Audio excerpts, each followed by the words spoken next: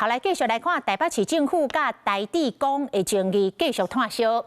警察局去年的4月，甲台智公终止着主合约，后续来启动着警用监视器备援系统的招标。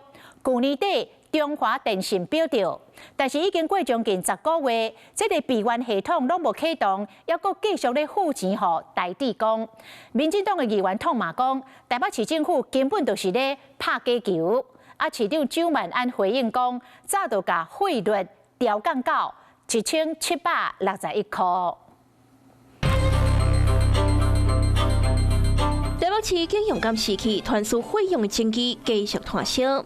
台北市府去年4月7日，甲台智公结束租约，后续启动警用监视器备援的系统招标。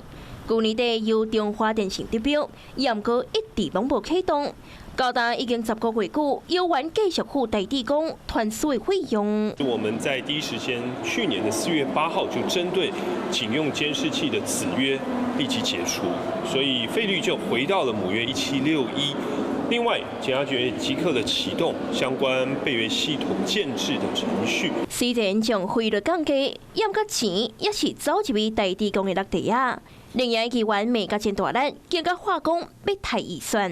从头到尾不是说台智光有问题吗？而且你们也找了备约系统，为何到现在还是要把费用支付给台智光，让外界整个看了傻眼，觉得说台北市政府是不是在打假球？有些议员认为说应该要将这个传输费的预算删除，不要让台智光来清理。这个钱是不能删的，一旦删18000支的台北市监视系统全盲，我们就陷入一片黑暗，以后再去维持治安是非常困难的。而且当时的合约规定，就算将来跟台智光解约，也要有180天的转换期。更加硬的是，台智公不满中华电信得标，国立办提起申诉。